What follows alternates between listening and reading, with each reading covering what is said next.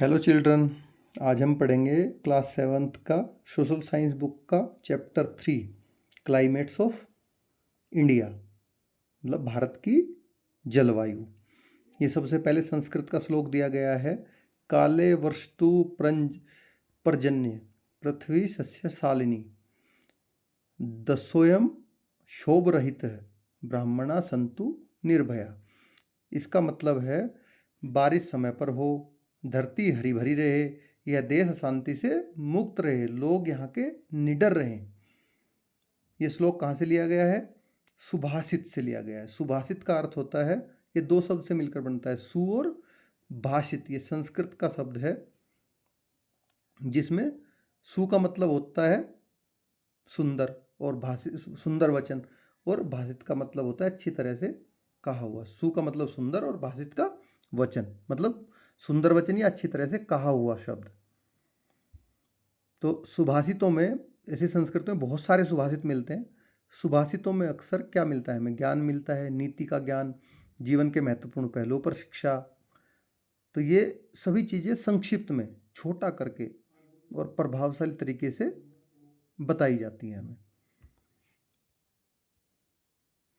अब पढ़ते हैं द बिग क्वेश्चंस, कि इस चैप्टर को पढ़ के आप किस किस क्वेश्चन का आंसर देने के लिए एबल हो जाओगे। What makes India's climate so diverse? Bharat की जलवायु को इतना विविधतापूर्ण क्या बनाता है? What are the monsoons? How are they formed? Monsoon क्या है, यह कैसे बनता है? What is the effect of climate on economic, culture and society? जलवायु का अर्थव्यवस्था, संस्कृति और समाज पर क्या प्रभाव पड़ते हैं? How can understanding the climate help us prepare for natural disasters? जलवायु को समझने से जो प्राकृतिक आपदाएं हैं उनकी तैयारियों में हमें कैसे मदद मिल सकती है? What is climate change? What are its consequences? जलवायु परिवर्तन क्या है और इसके परिणाम क्या है?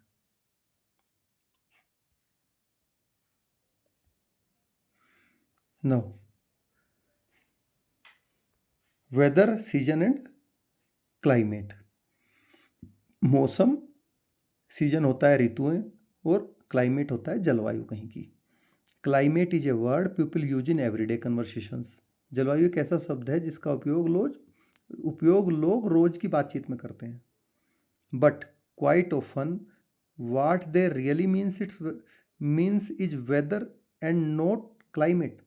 लेकिन अक्सर लोग असल में मौसम की बात कर रहे होते हैं, न कि जलवायु की। What's the difference? तो इनमें अंतर क्या है? Weather is what we experience every day और एवरी आवर और day. It may be raining और there could be bright sunshine, a lot of wind etcetera. मौसम क्या है? मौसम वह होता है जो हम हर घंटे या दिन में अनुभव करते हैं, जिसमें बारिश हो सकती है, तेज धूप, तेज हवा एटसेट्रा हो सकता है। तो मौसम क्या है? लगातार बदलता रहता है। द वेदर कीप्स चेंजिंग, मौसम लगातार बदलता रहता है। Climate on the other hand is pattern of weather an area और a region experience over a long period of time, several decades at least. This pattern varies from region to region. जबकि जलवायु क्या होती है दूसरी ओर? उस मौसम के पैटर्न को कहते हैं जो किसी एरिया में, क्षेत्र में लंबे समय, कम से कम कई दशकों तक देखने को मिलता रहे कि भाई ठीक है, ये यहाँ पे ऐसा ही मौसम रहता है, तो उसको क्या बोलते हैं? जलवायु बोलते हैं। यह एक पैटर्न है। This pattern varies from region to region. यह एक पैटर्न है जो एक क्षेत्र से दूसरे क्षेत्र में अलग हो सकता है। Before we come to the various types of climates, let us briefly stop to introduce seasons. जिन विभिन्न प्रकार की जलवायु की हम बात करेंगे, आइए उससे पहले हम ऋतुओं को शॉर्ट में जान लेते हैं, शॉर्ट्स में, संक्षिप्त में, कि मतलब ये होती क्या है। Seasons occur as the earth revolve around the sun. ये तो हमें सबको पता है, सबको पता है कि भाई जो ऋतुएं होती हैं, सीजन्स होते हैं, अर्थ हमारी सन के चारों ओर चक्कर लगाती है, उसके घूमने की वजह से होता है ये ऋतुएं। Each season last for a few months and recurs every year. हर ऋतु, हर सीजन कुछ महीनों तक रहता है और हर साल दोहराया जाता है सेम टाइम में, क्योंकि अर्थ तो सेम वही रिवॉल्व कर रही है सन के चारों तरफ। जब वो पोर्शन सन के उस डायरेक्शन में आता है तो वो सीजन वहाँ पे फील होता है अर्थ के।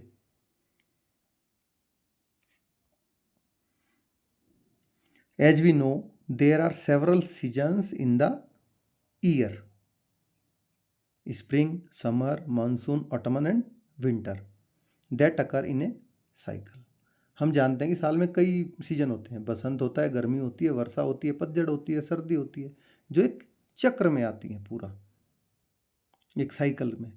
Are seasons related to the weather और to the climate? The answer is to both. तो इसका मतलब क्या ऋतुएं मौसम या जलवायु से जुड़ी होती हैं? उत्तर है दोनों से जुड़ी होती है। ऋतुएं मौसम से भी जुड़ी होती हैं और जलवायु से भी जुड़ी होती हैं। The weather changes with the season, that is it can be dry and hot in summer months और humid and rainy during the monsoon. मौसम क्या होता है? ऋतु के साथ, सीजन्स के साथ बदलता रहता है। जैसे गर्मियों में सूखा होता है और गर्म मौसम होता है, और वर्षा ऋतु में ह्यूमिड वाला नम मौसम और बरसात वाला मौसम होता है। Further, the pattern of seasons in a region is closely connected with the climate. इसके अलावा किसी भी क्षेत्र का ऋतुओं का जो पैटर्न होता है सीजन्स का, वो उस क्षेत्र की जलवायु से बहुत गहराई से जुड़ा होता है। There are 4 main seasons across most region of the world, spring, summer, autumn and winter. दुनिया के अधिकांश क्षेत्रों में 4 ही मेन सीजन होते हैं। बसंत होता है, गर्मी होती है, पतझड़ होता है और सर्दी होती है। However, India receive rainfall during a specific period of the year, the rainy season और monsoon along with the other 4। लेकिन भारत में एक विशेष अवधि के दौरान बारिश होती है, जिसको हम क्या बोलते हैं? रेनी सीजन या वर्षा ऋतु कहते हैं या मानसून कहते हैं, जो अन्य 4 सीजन्स के साथ आती है। Traditionally in many parts of India the year is divided into 6 seasons और ऋतुज, जिनको हम ऋतु, जैसे मैं बता रहा हूँ, वसंत ऋतु, ग्रीष्म ऋतु, वर्षा ऋतु, शरद ऋतु, हेमंत ऋतु, शिशिर ऋतु। तो हमारे ट्रेडिशनल रूप से, परंपरागत रूप से भारत के कई हिस्सों में वर्ष को 6 ऋतु या ऋतुओं में बांटा गया है, जिसमें वसंत ऋतु, ग्रीष्म ऋतु, वर्षा ऋतु, शरद ऋतु, हेमंत ऋतु और शिशिर ऋतु होती हैं। Specific rituals and festivals are associated with these 6 Rituj such as Vasant Panchami और शरद पूर्णिमा। इन 6 ऋतुओं से जुड़े विशेष अनुष्ठान, फेस्टिवल्स जो होते हैं, हमारे रिचुअल्स हों या फेस्टिवल्स हों, जैसे वसंत पंचमी होती है, शरद पूर्णिमा होती है, ये सब इनसे जुड़े होते हैं, जुड़े विशेष हमारे फेस्टिवल या रिचुअल्स हैं।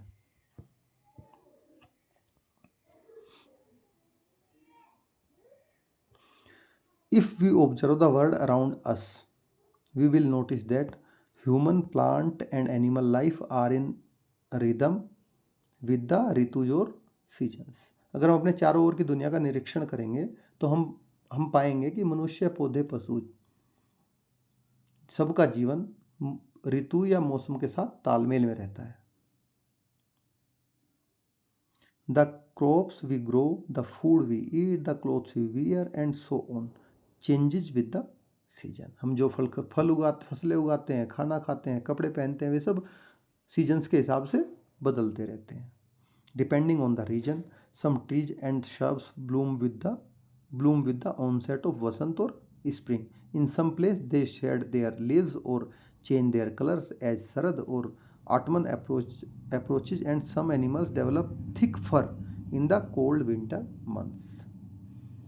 अब देखो, इसका है कि एरिया के अनुसार, क्षेत्र के अनुसार, कुछ पेड़ और झाड़ियाँ जो वसंत ऋतु आती है उसके आगमन से उनमें क्या है, फूल खिलने लगते हैं और कुछ स्थानों पर जो शरद ऋतु आती है, जिसको पतझड़ ऋतु भी कहते हैं, शरद ऋतु को, ठीक है, उसके आने पर पेड़ क्या करते हैं, जैसे नाम पतझड़ है तो पत्ते गिरा देते हैं पेड़ अपने, या उनका कलर चेंज हो जाता है, जैसे ग्रीन रहते हैं पत्ते, फिर पतझड़ आने पे वो येलो हो जाते हैं। और कुछ जानवर ठंडी सर्दियों के महीनों में मोटी खाल विकसित कर लेते हैं, थिक फर, ताकि उनको ठंड ना लग पाए, और गर्मी में फिर से वो उस फर को वो उनकी बॉडी छोड़ देती है, ताकि उनको गर्मी के मौसम में फिर ज़्यादा गर्मी ना लगे। Let us explore which are the favourite seasons, write a short essay explaining your reasons. आपकी पसंदीदा सीजन कौन कौन सी हैं, उनके बारे में अपने कारणों सहित एक छोटा ऐसे लिखिए उस पर। Discuss in group of 3 or 4 and find out whether there are specific event connected to the season in your region। आप 3 या 4 विद्यार्थियों का, स्टूडेंट्स का एक पूरा ग्रुप बनाइए और उसमें चर्चा कीजिए और पता लगाएं कि क्या आपके क्षेत्र में जो सीजन से जुड़े कुछ विशेष आयोजन होते हैं। Collect information about them, songs, feast with specific type of food, practices in different seasons, etc. Document these and share your discoveries with your class। अब उनके बारे में आपको जानकारी इकट्ठा करनी है। उस ऋतु विशेष कोई गीत हो, वहाँ पे विशेष प्रकार का कोई भोजन बनता हो, या फिर कोई अलग परंपरा हो उस ऋतु की। इन जानकारियों को आपको सबको इकट्ठा करके कक्षा में दूसरों के साथ में साझा करना है। Do you know which tree in your area change colour before the onset of winter. क्या आप जानते हैं कि आपके क्षेत्र में कौन से पेड़ सर्दियों के आने से पहले अपने रंग बदलते हैं। Are there trees that shed their leaves around this time. क्या कोई ऐसे पेड़ हैं जो इस समय अपने पत्ते गिरा देते हैं।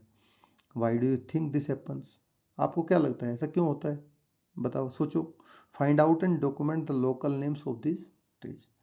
इनका आप पता लगाओ और इन पेड़ों के जो लोकल नेम है, वहाँ के स्थानीय नाम, कि उनको वहाँ पे किस नाम से पुकारते हैं। देखो, पेड़ के 2 नाम होते हैं, एक वहाँ का लोकल नाम होता है, एक होता है साइंटिफिक नेम, जो पूरे वर्ल्ड वाइड उसको मान्य होता है सबको। क्योंकि आपके लोकल लैंग्वेज में हो सकता है उस पेड़ को कुछ और बोलते हो, बट एक तो जनरल ऐसा बनाना पड़ेगा ना भाई, कि जिसको सब जगह पूरे, कहीं आप बुक में लिखो, किसी भी लैंग्वेज में लिखो, तो कम से कम एक ऐसा स्टैंडर्ड हो कि जिसको हर जगह एक ही बोलें, तो वो उसको बोलते हैं उसका साइंटिफिक नेम। तो आपको साइंटिफिक नहीं, आपको लोकल नेम पता करना है उस पेड़ का। Usually the climate remains stable over long period of time. सामान्यतः जलवायु लंबे समय तक स्टेबल रहती है, स्थिर रहती है। However, scientists have been recording changes in the climate in the world in the recent decades। लेकिन वैज्ञानिकों ने अभी बहुत सारे जलवायु में परिवर्तन हो रहे हैं डे बाय डे, क्योंकि बहुत सारी फैक्ट्रियाँ बढ़ गई, पोल्यूशन बढ़ रहा है, पॉपुलेशन बढ़ रही है,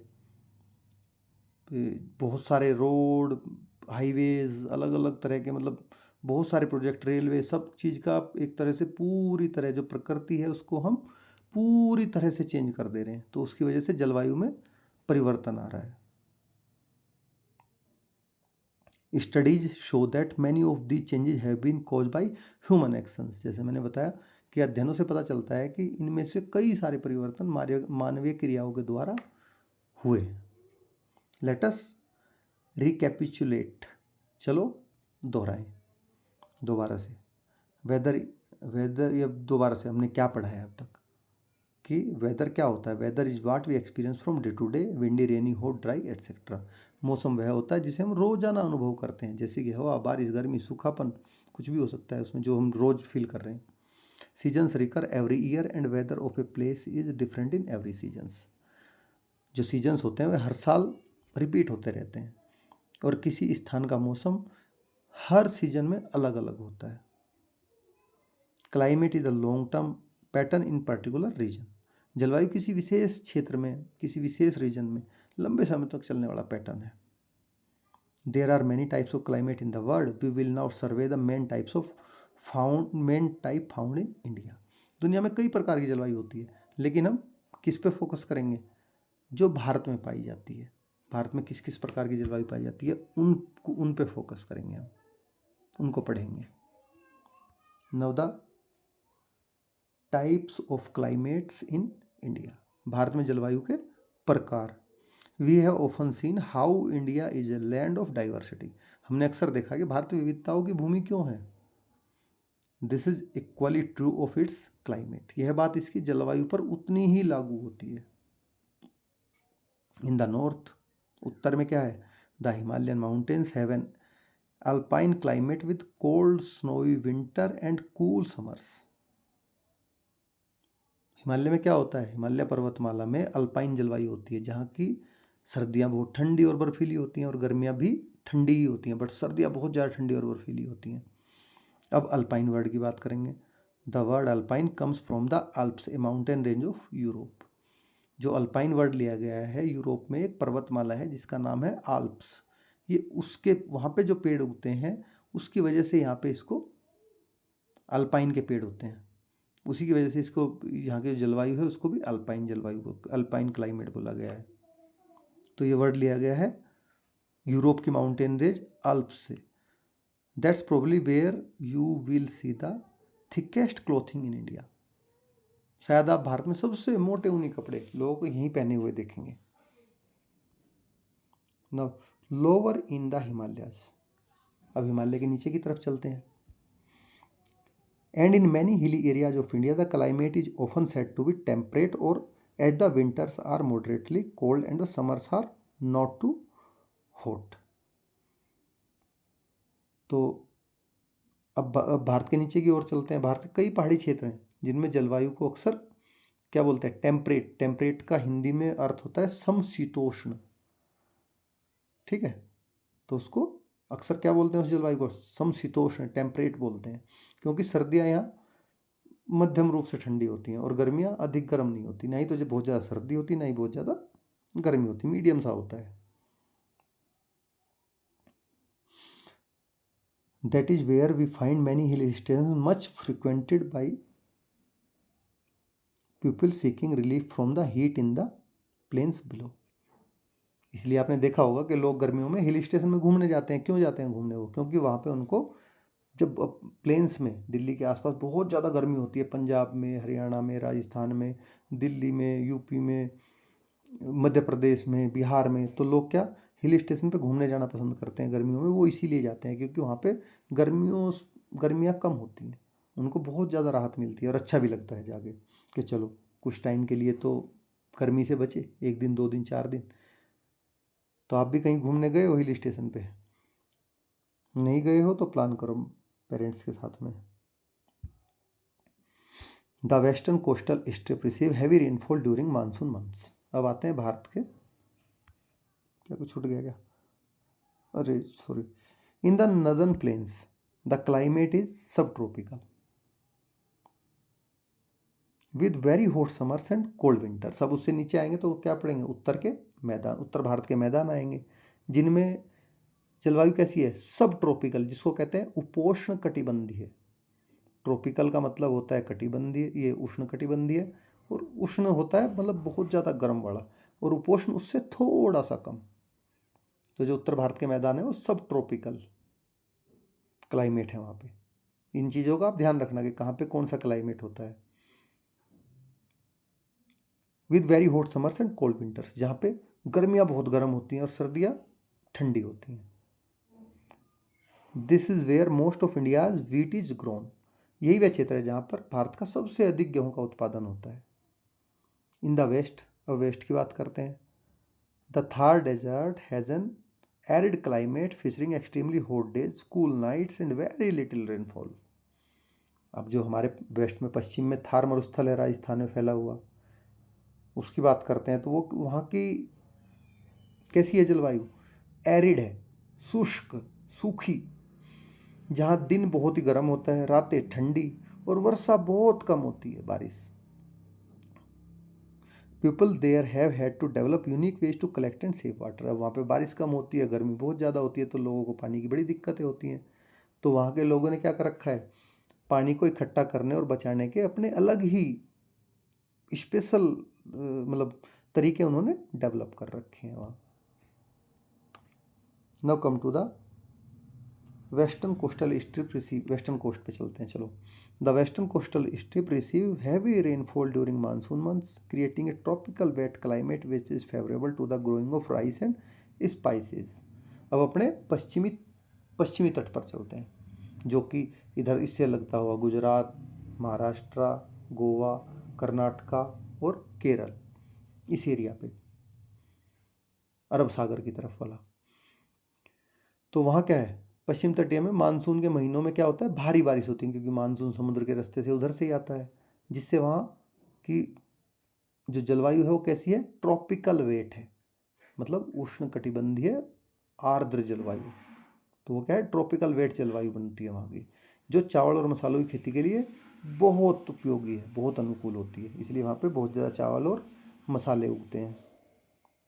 now come to the central Deccan plateau, मध्य का दक्कन पठार। अब यहाँ पे कैसा है जे semi arid climate with hot summers. यहाँ पे कैसा है, सेमी एरिड है, अर्ध शुष्क, मतलब शुष्क है बट थोड़ा कम शुष्क है रेगिस्तान से। तो ये सेमी एरिड जलवायु वाला क्षेत्र है जहाँ गर्मियाँ होती हैं। Mild winters and moderate rainfall during the rainy season, जहाँ गर्मियाँ बहुत गर्म, ठीक ठाक गर्म, अच्छी गर्म होती हैं, सर्दियाँ हल्की, और वर्षा ऋतु में बहुत मीडियम सी बारिश होती है।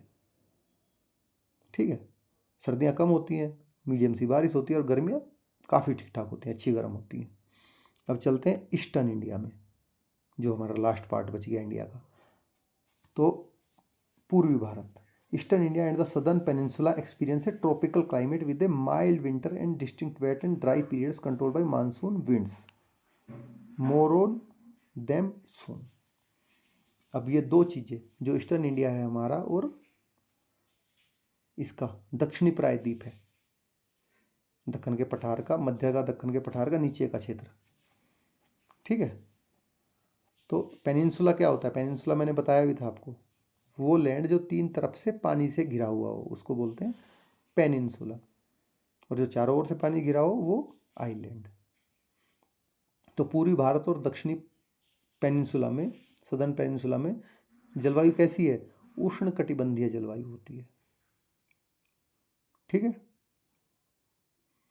Same as good as tropical, जैसे ट्रॉपिक पे होती है, जैसे tropic of Cancer, tropic of Capricorn पे होती है, सेम ऐसी वहाँ होती है, जिसमें क्या होता है, सर्दियाँ तो हल्की होती हैं, माइल्ड विंटर होती हैं, और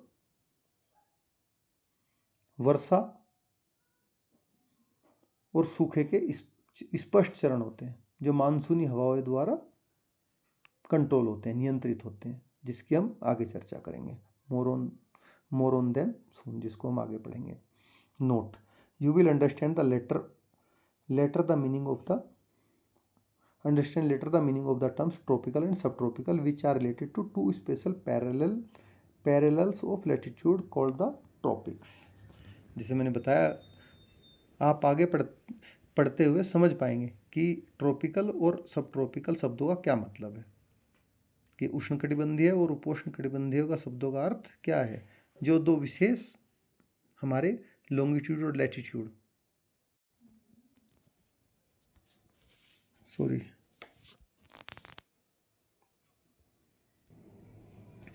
तो जो हमारी दो पैरेलल लाइंस है, पैरेलल्स ऑफ लैटिट्यूड, उनको दो हैं वे, जो लैटिट्यूड के पैरेलल हैं, एक को बोलते हैं ट्रॉपिक ऑफ कैंसर, एक को बोलते हैं ट्रॉपिक ऑफ कैप्रिकॉर्न, वो आप आगे पढ़ोगे। Now come to the factors determining the climate. अब जलवायु को निर्धारित करने वाले कौन कौन से कारक हैं, फैक्टर होते हैं।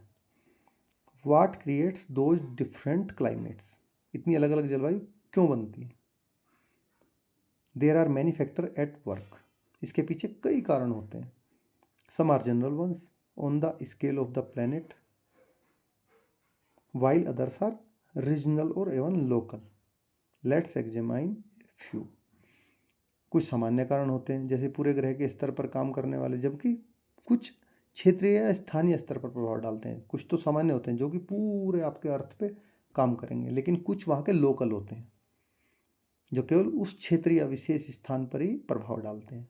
आइए हम इन्हें उनको कुछ को समझें उनमें से। Let's examine few. Now come to latitude, जिसको कहते हैं अक्षांश।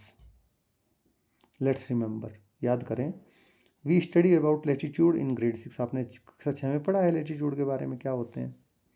Do you remember that latitude measure the distance from the equator. क्या आपको याद है कि लैटिट्यूड से हम किससे डिस्टेंस कहाँ से नापते हैं? इक्वेटर से तो नापते हैं। ये इक्वेटर के पैरेलल लाइन से तो होती हैं। Increasing as we move away from it, जैसे जैसे हम उससे दूर उत्तर या दक्षिण किधर पोल की तरफ बढ़ जाते हैं तो उसकी क्या दूरी बढ़ती चली जाती है।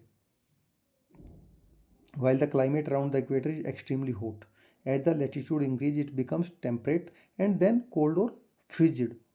Why is this so?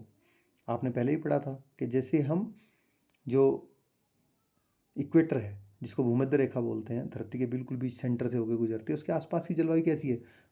Climate बहुत गर्म है। जबकि जैसे जैसे हम हायर लेटीट्यूड्स की ओर बढ़ते हैं, पोल्स की तरफ, तो क्या पहले ये बनेगी सब ट्रॉपिकल होगी, फिर ठंडी होगी, फिर फ्रिजिड हो जाएगी, बहुत ज़्यादा बिल्कुल पोल पे जाके बिल्कुल जमाने वाली। तो ऐसा क्यों होता है, अब इसको जानेंगे।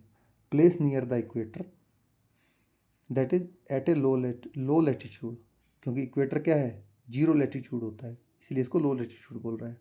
तो जो उसके आसपास के क्षेत्र हैं होते हैं जीरो लैटिट्यूड के पास के, वे मतलब गर्म होते हैं। Are warmer while those near the poles are colder, और जो ध्रुवों के पास होते हैं, पोल्स के पास, वे बहुत ठंडे होते हैं, क्योंकि वो हायर लेटीट्यूड पे होते हैं। पोल पे जाते जाते 90 डिग्री लेटीट्यूड हो जाता है। This happens due to the angle at which the sun's rays hit a particular area. अब ऐसा होता क्यों है? ये इस वजह से होता है कि सूर्य की जो रेज आती हैं पृथ्वी पे, वे उस क्षेत्र पर किस एंगल से पड़ती हैं।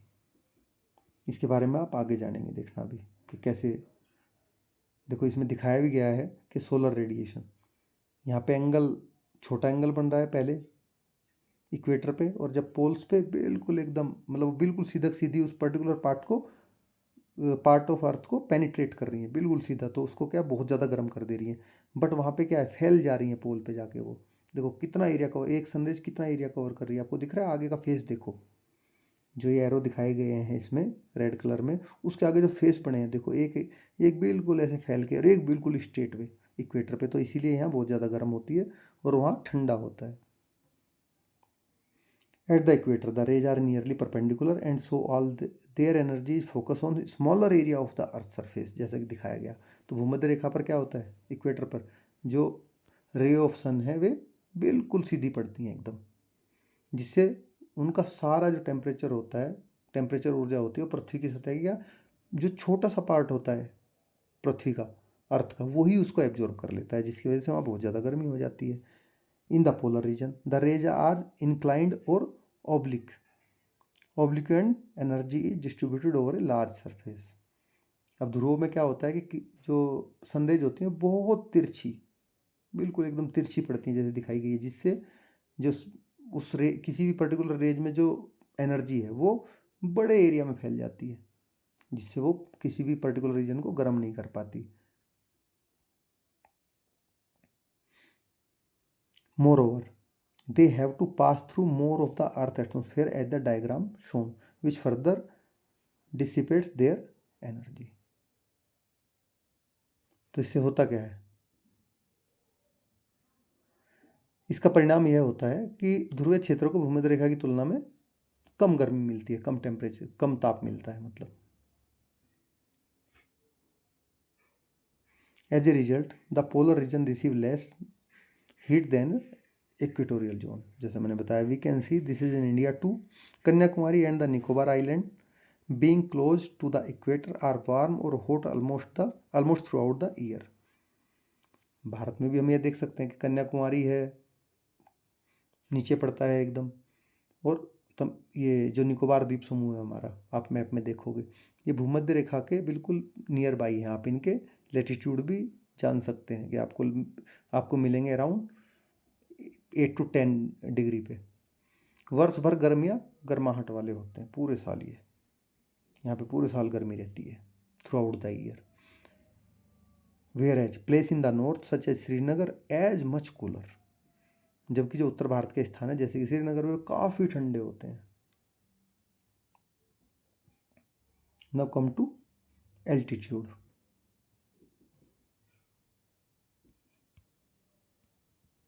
अभी दिखाया गया है आपको, जैसे मैंने बताया था सनरेज का कि कैसे यहाँ पे डायरेक्ट पेनिट्रेट कर रही हैं और कैसे वहाँ पे वो पूरे बड़े एरिया को कवर कर रही हैं।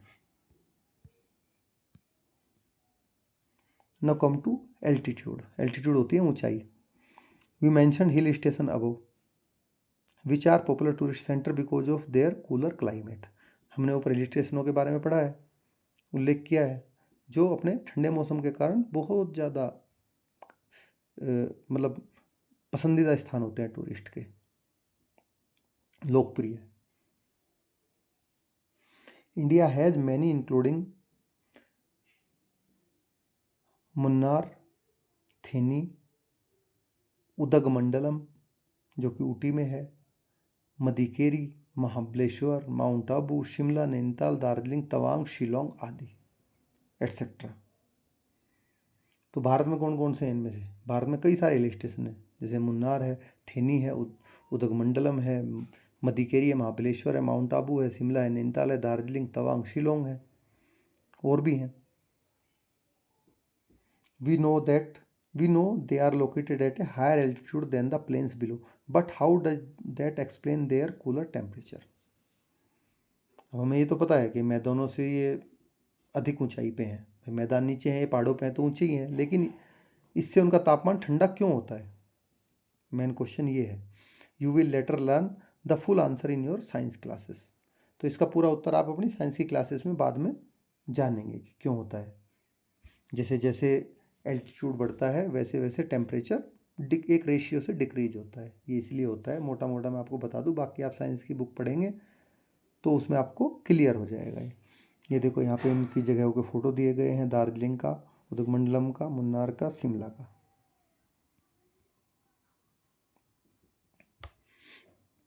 Eight the atmospheric pressure and therefore the air density decrease. ऊंचाई बढ़ने पर क्या होता है? एटमॉस्फेरिक प्रेशर और इसकी वायु का जो एयर की डेंसिटी होती है वो कम हो जाते हैं। यही तो होता है, जैसे हाइट बढ़ेगी एटमॉस्फेरिक प्रेशर कम होगा। क्यों होगा? क्योंकि इसकी जो एयर है, एयर की डेंसिटी कम हो जाती है। Decrease at the altitude increase as we show in the chapter understanding the weather, जैसा हम पहले देख चुके। And as the air gets less dense it gets cooler. और जैसे ही हवा पतली होती है, बारीक होती है, कम डेंस, तो वो ठंडी भी हो जाती है। The sun heats the surface of the earth and so the farther away from the surface. अब जो सूरज है वो क्या करता है? सूरज अर्थ की जो सरफेस है उसको गर्म करता है, and so the further away from the surface. इसलिए जितना दूर से ऊपर होंगे हम, the less hot the air will be, तो हवा हमें क्या उतनी कम गर्म मिलेगी। The Himalayas are so high that many peaks maintain a temperature below water's freezing point keeping them covered in snow. तो हिमालय कई कई जगह इतने ऊंचे हैं, उसकी चोटियाँ कई सारी इतनी ऊंची है कि जो वहाँ टेम्परेचर होता है ना, वो पानी के जमने जितने टेम्परेचर पे बर्फ़ जम जाती है उससे भी बहुत ज़्यादा नीचे होता है।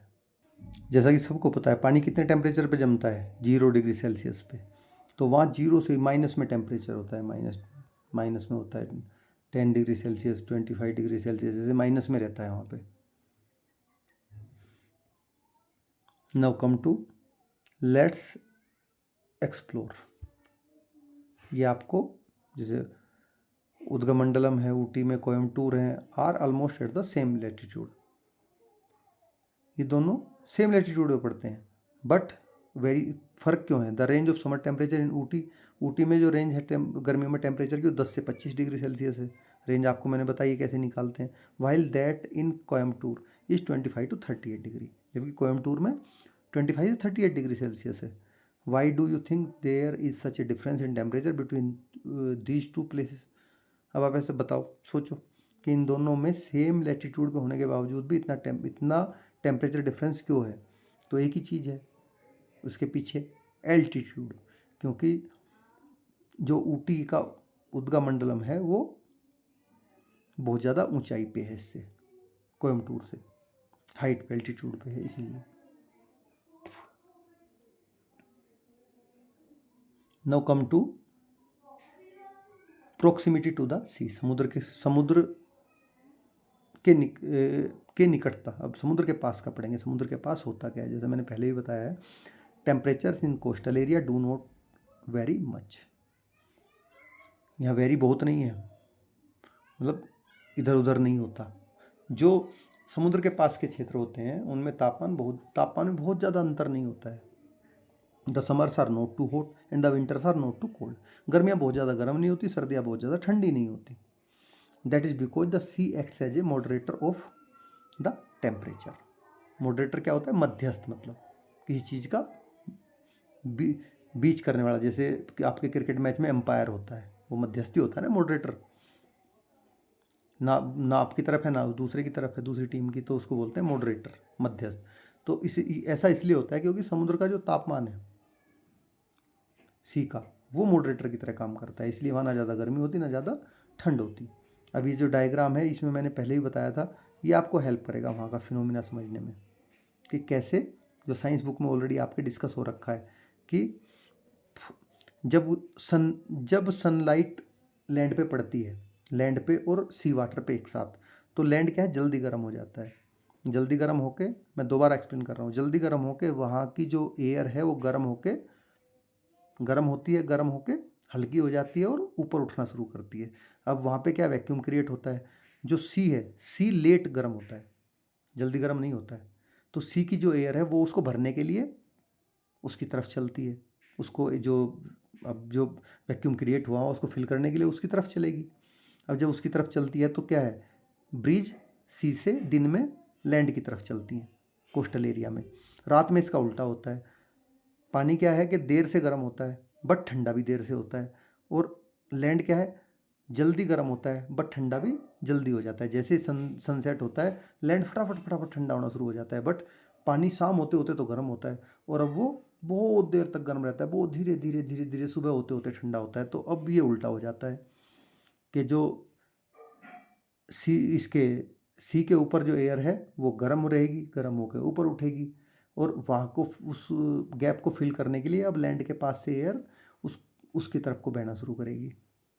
तो रात में हवा कहाँ से? लैंड से सी की तरफ को चलती है।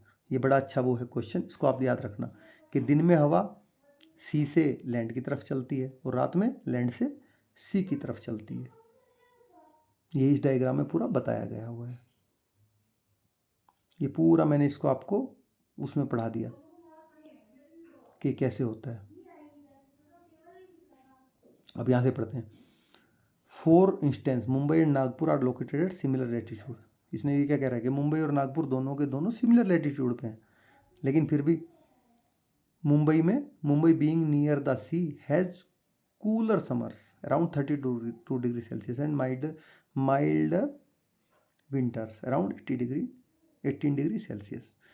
देखो वहाँ पे क्या है कि गर्मी भी बहुत ज़्यादा नहीं होती, 32 डिग्री सेल्सियस तक टेम्परेचर जाता है मुंबई में, क्योंकि वो समुद्र के पास है, और सर्दियों में मिनिमम 18 डिग्री तक आता है। जबकि नागपुर में सेम लेटीट्यूड पे है बट वो कोस्ट से दूर है, आप मैप में देखोगे तो वो वहाँ क्या मैक्सिमम 44 डिग्री सेल्सियस तक पहुँच जाता है गर्मियों में, और 10 डिग्री सेल्सियस तक आ जाता है सर्दियों में।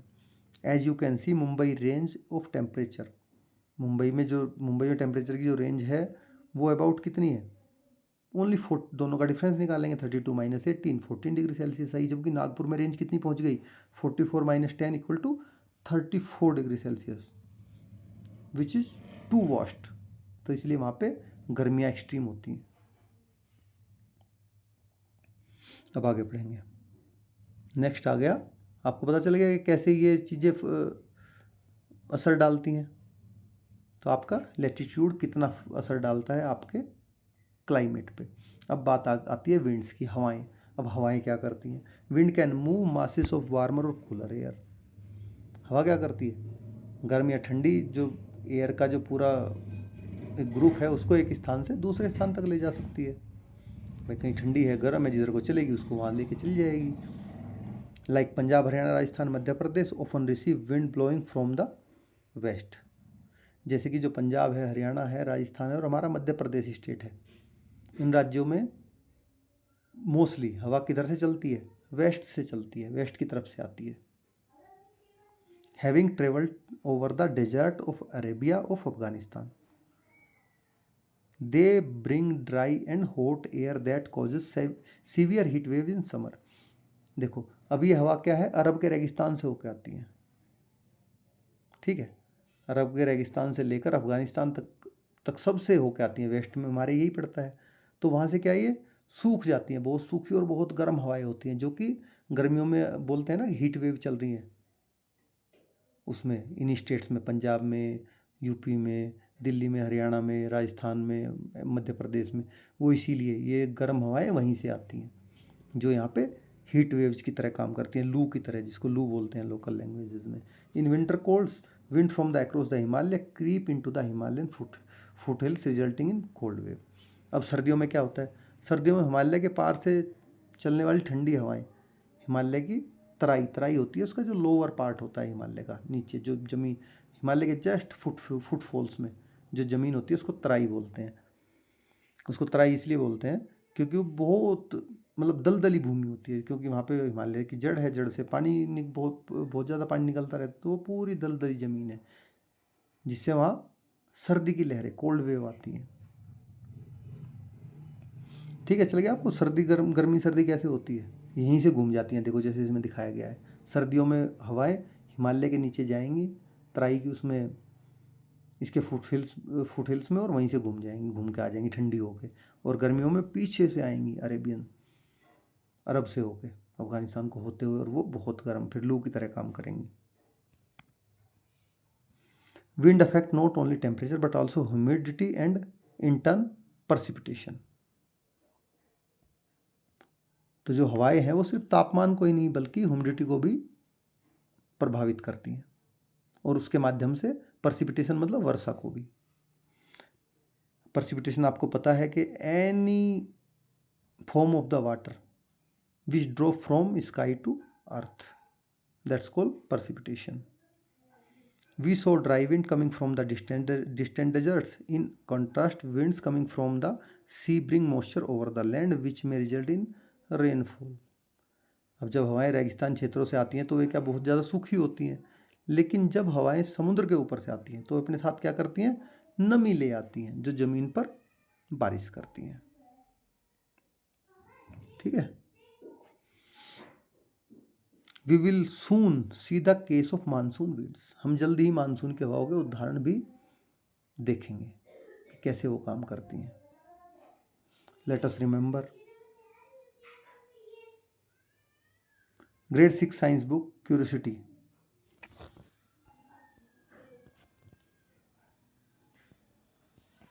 Curiosity you studied the water cycle. आपने वाटर साइकिल के बारे में पढ़ा है क्लास 6 में। The water from the ocean and the earth surface evaporate into the atmosphere and as vapour and the returns as rain, hail और snow. आपने पढ़ा है कि ओशन का पानी गर्म होके एवेपोरेट होके ऊपर आसमान में जाके कंडेंस होता है, कंडेंस होके उससे बादल बनते हैं, वही बादल फिर ज़मीन पर आकर किसी भी फॉर्म में, चाहे रेन की, हेल की, स्नो की, any form of the water, वो आके गिरते हैं, और वो फिर अगेन वाटर पूरा नदी नाले पौंड सबसे होता हुआ वापस समुद्र में चला जाता है। ये पूरी एक वाटर साइकिल है जो आपने पढ़ी है। अब आगे बात करते हैं ट्रोपोग्राफी क्या होती है। Topography. Finally, the topography is a region also plays an important role in determining its climate।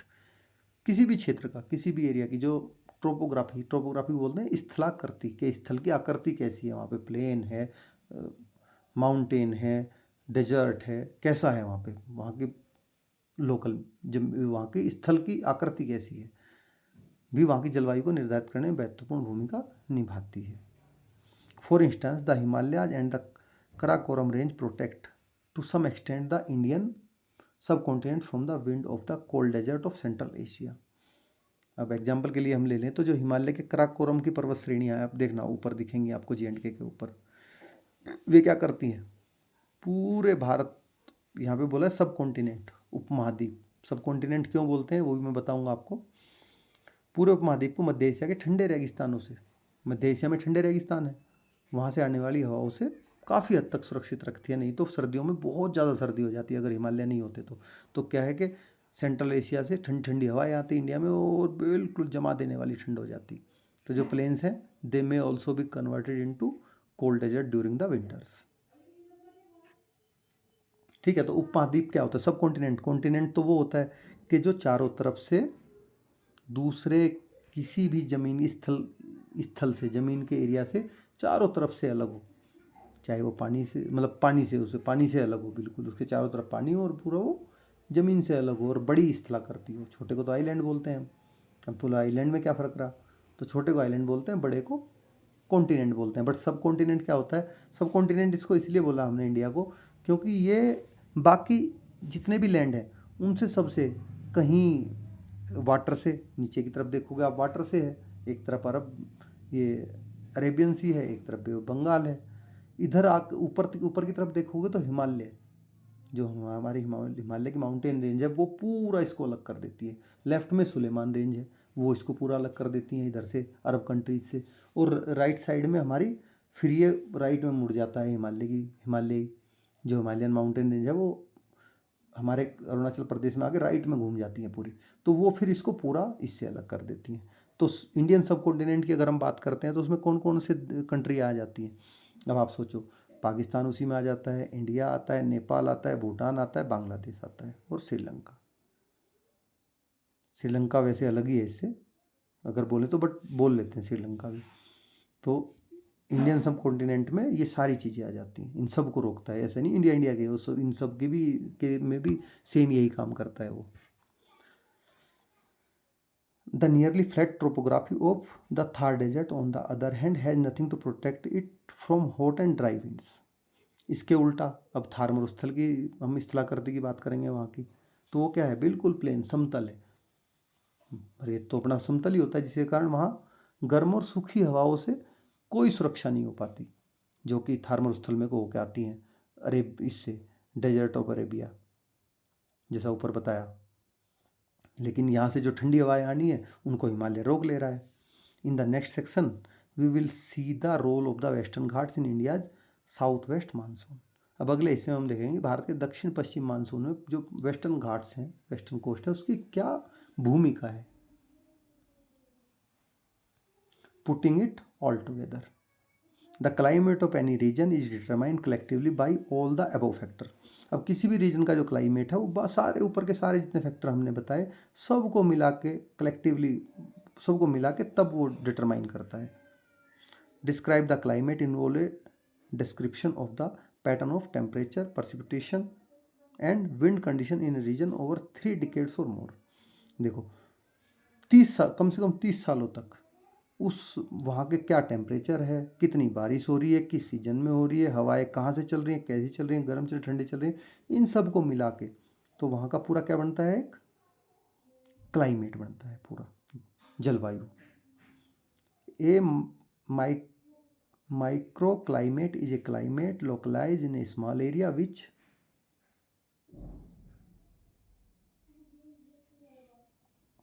which differ from the climate in the surrounding region. It has unique pattern of temperature, humidity, precipitation etc. in small geographical area. देखो micro climate क्या होता है कि किसी भी बहुत छोटे क्षेत्र का, बहुत छोटे एरिया का जो क्लाइमेट है वो उसके आसपास की सराउंडिंग से अलग हो सकता है। ठीक है, तो उसी को क्या बोलते हैं, माइक्रो क्लाइमेट के भाई ये एक एरिया ऐसा है जहाँ पे जो आसपास इसके सराउंडिंग में क्लाइमेट है उससे यहाँ अलग है। तो it has a unique pattern of temperature, वहाँ पे एक अलग सही पैटर्न होता है टेम्परेचर का, ह्यूमिडिटी का, प्रेसिपिटेशन का, इन स्मॉल जोग्राफिकल एरिया, बहुत छोटे जोग्राफिकल एरिया में। For instance enclose valley and some forest have micro climate of their own. यही सब को लेके कुछ छोटी वैलियाँ होती हैं, फॉरेस्ट होते हैं, उनमें क्या माइक्रो क्लाइमेट होता है उनका खुद का। So do urban heats island, that is some cities that have a large number of building and other concrete structure and very little vegetation. तो जो शहर के हीट आइलैंड हो जाए बन जाते हैं शहरों में भी, क्योंकि वहाँ पे क्या होता है कि जो शहर बने होते हैं बहुत ज़्यादा कंक्रीट की बिल्डिंग से बने होते हैं, वहाँ हरियाली बहुत कम होती है, तो वो एक अलग से शहरी ही उसको अर्बन हीट आइलैंड बोलते हैं। तो वो भी उसका अपना एक अलग क्लाइमेट हो जाता है। All this traps the heat and they are often much warmer than the surrounding region. तो शहर भी क्या होते हैं कि वो बहुत ज़्यादा गर्मी, कंक्रीट है वो बहुत ज़्यादा गर्मी एब्जॉर्ब कर लेती है और ठंडा हो नहीं पाता क्योंकि पेड़ नहीं है, तो वहाँ क्या है आसपास की जगह से बहुत ज़्यादा गर्म फील होता है। Microclimate can influence the local flora and fauna the cops ground and impact human health and wellbeing. अब जो माइक्रो क्लाइमेट है, सूक्ष्म जलवायु है, उस वहाँ का प्रभाव क्या, वहाँ की जो लोकल वनस्पति होती है, जीव जंतु होते हैं, फसलें होती हैं, यहाँ तक कि जो इंसान मानव का स्वास्थ्य और जीवन पर भी प्रभाव डालती हैं। Now come to monsoon. The monsoons, the monsoon season is central to the life of India. Monsoon ऋतु क्या है, भारत के जीवन में एक सेंट्रल केंद्रीय भूमिका निभाती है। During the monsoon month the river fill up. Monsoon के महीने में क्या होता है, नदियाँ फुल हो जाती हैं पानी से। The soil is soak with water. मिट्टी में नमी भर जाती है। क्रॉप्स ग्रो, फसलें उगती हैं। एंड लाइफ थ्राइव्स, और जीवन फलीभूत होता है, फलता फूलता है। Strictly speaking, the word monsoon, which comes from the Arabic word mosim, meaning season, refer to seasonal wind over a large area of Indian Ocean and surrounding regions, including Australia, Africa and South Asia. अगर हम pure form में बोलें, इसको शुद्ध रूप में बोलें, तो मानसून शब्द जो है वो अरबी भाषा के मौसम शब्द से लिया गया है, जिसका अर्थ होता है सीजन, ऋतु। यह शब्द भारत महासागर और हिंद महासागर जिसको बोलते हैं, और उसके आसपास के क्षेत्र जैसे ऑस्ट्रेलिया, अफ्रीका और साउथ एशिया में मौसमी हवाओं को दर्शाता है उस टाइम की। There is a yearly pattern to the monsoon. Monsoon का एक क्या ईयरली पैटर्न, वार्षिक पैटर्न, पूरा साल का एक अलग से पैटर्न होता है। Their mechanism is complex but based on the simple fact that land heat up और cool down faster than the ocean. तो उसकी प्रक्रिया है तो काफ़ी कॉम्प्लेक्स, जटिल है, लेकिन इसके आधार पर एक सरल सिद्धांत पर टिका हुआ है कि जैसा ऊपर बताया कि जो भूमि होती है, स्थल लैंड है, वो सी की अपेक्षा में तेज़ी से गर्म होते हैं और तेज़ी से ठंडे हो जाते हैं।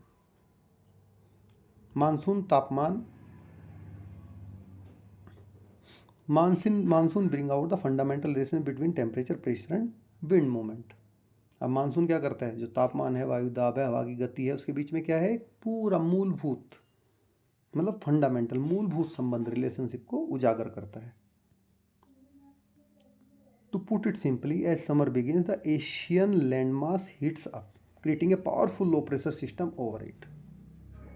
अब जैसे ही गर्मी शुरू होती है, जो हमारा एशियन लैंडमास है, वो तेज़ी से गर्म होता है और उसके ऊपर एक मजबूत लो प्रेशर का सिस्टम क्रिएट होता है। Since air always flow from high pressure to low pressure, जैसा कि ये पढ़ा है भाई, हाई प्रेशर से लो प्रेशर की तरफ हवा चलेगी हमेशा। Winds are drawn from the cooler high pressure ocean towards the hot land. अब क्या होता है कि जो सी का एरिया है वो ठंडा है, तो वहाँ से हवा हॉट लैंड की तरफ खिंचती है। These ocean winds carry moisture that condense over the warmer land and falls in the form of heavy monsoon rains. अब यही जो महासागरीय हवाएं हैं अपने साथ में क्या मॉइस्चर लेके आती हैं, जो कि गर्म स्थल पर जाकर कंडेंस हो जाती हैं। जैसे ही वो जो हमारा लैंड मास है, हॉट लैंड मास, उसके ऊपर जाके वो कंडेंस हो जाती हैं, क्योंकि बहुत गर्म में एकदम से ठंडी हवाएं आएंगी तो वो क्या जम जाएंगी, और उसके बाद फिर भारी मानसून वर्षा होती है। भारी मानसूनी वर्षा के रूप में नीचे गिरती हैं। यही है, that is why monsoon commonly refer to seasonal rain rather than the winds. इनको हवाएं नहीं कहते हैं, इसी कारण मानसून को सीजनल रेन बोलते हैं, सीजनल विंड बोलते हैं। सॉरी, मानसून का अर्थ केवल बरसात नहीं हवाओं से है, कि ये सीजनल विंड्स हैं। सीजनल रेन नहीं, क्योंकि हवा ही कर रही है जो कुछ कर रही है। तो ये इसमें नीचे दिखाया गया समर और विंटर में कि कैसे हवाएं चलती हैं। समर में देखो, गर्मियों में सी से लैंड की तरफ चल रही हैं, और सर्दियों में ये इसको बोलते हैं साउथ वेस्ट मानसून, और नॉर्थ वेस्ट मानसून में विंटर में लैंड से सी की तरफ चल रही हैं। तो अब इसमें दो चीज़ें समझने वाली है। आप देखोगे कि साउथ वेस्ट मानसून में जो बारिश होती है वो वेस्टर्न कोस्ट पे होती है, और नॉर्थ वेस्ट मानसून में विंटर में जो बारिश होती है वो ईस्टर्न कोस्ट पे होती है। ये क्वेश्चन कई बार आता है कि तमिलनाडु में, चेन्नई में बारिश कौन से मानसून से होती है, साउथ वेस्ट से होती है, नॉर्थ वेस्ट से होती है। तो तमिलनाडु पड़ता है ईस्टर्न कोस्ट पे पूरा, और चेन्नई भी। तो आप इससे अच्छे से दिमाग में बैठा लेना कि वहाँ पे नॉर्थ ईस्ट मानसून के कारण बारिश होती है। ठीक है, पूरे ईस्टर्न कोस्ट पे, नॉट पूरे ईस्टर्न कोस्ट मतलब इधर नीचे तमिलनाडु में। ऊपर ऊपर तो जो उड़ीसा बंगाल का है वहाँ तो होती है इससे ही, साउथ वेस्ट मानसून से ही। The pattern reverse in winter when the land mass cool down more rapidly than the ocean. जैसा मैंने बताया, सर्दियों में क्या होते हैं कि जल्दी ठंडे हो जाते हैं, तो हवाएं उल्टी हो जाती हैं। Now the land has a high pressure system while the ocean remains warmer with respectively lower pressure. अब लैंड मास पे क्या है, हाई प्रेशर सिस्टम क्रिएट हो जाता है, और लैंड मास पे इस पे above the sea lower pressure system, क्योंकि वो अभी भी गर्म रहता है पानी। तो this causes the wind to blow in the opposite direction. इसके कारण क्या है, हवाएं अब उल्टा चलना शुरू होती हैं लैंड से, जहाँ पे हाई प्रेशर सिस्टम है वहाँ से लो प्रेशर सिस्टम की तरफ।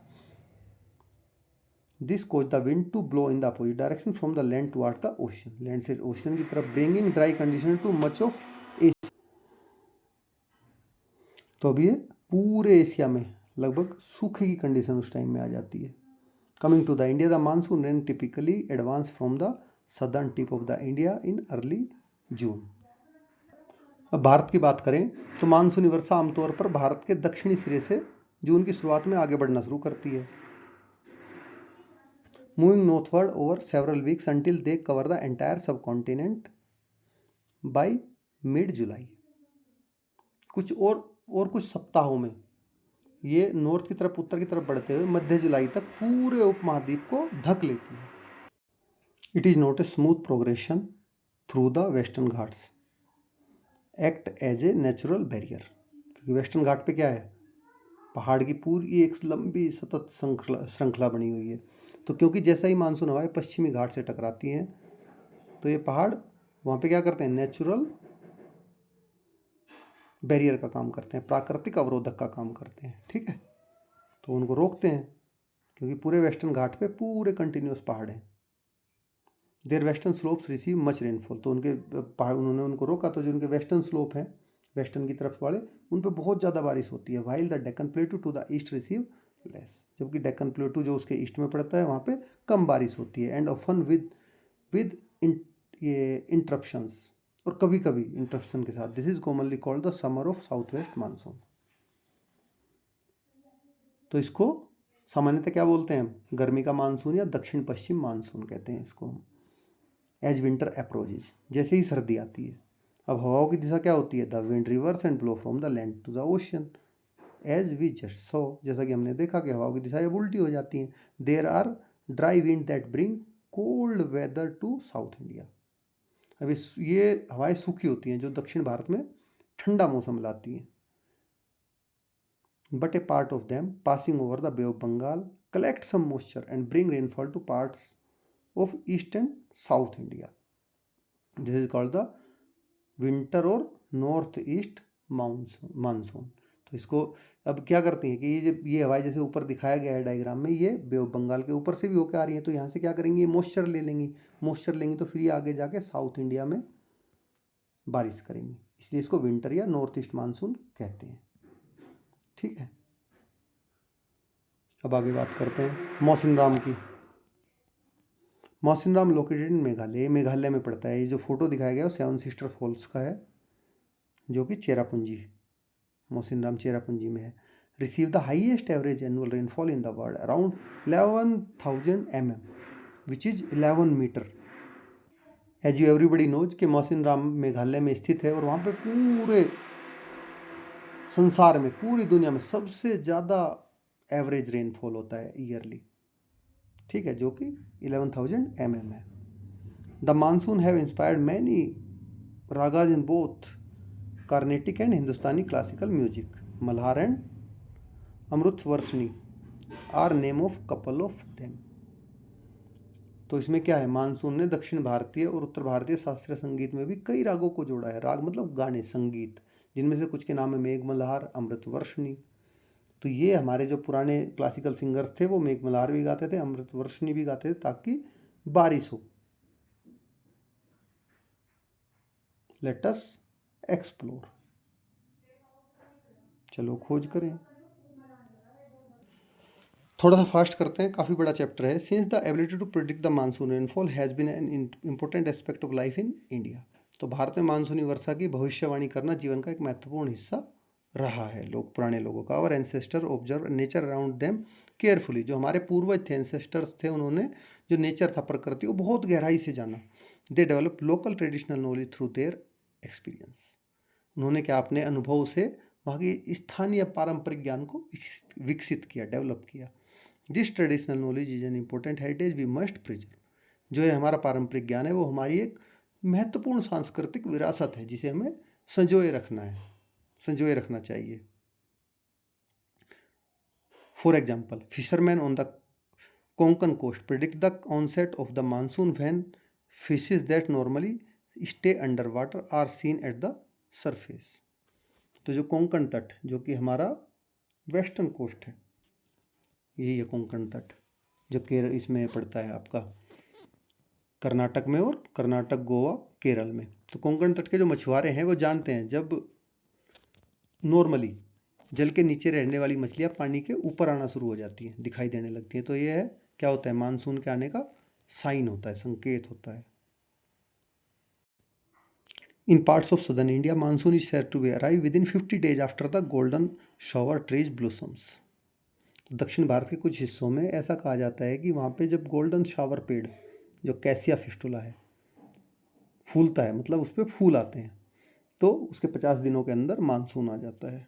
ये भी देखो, some communities also believe that when crows build their nest high on tree tops, it indicate less rainfall, where if the nest are lower, rainfall is likely to be heavy।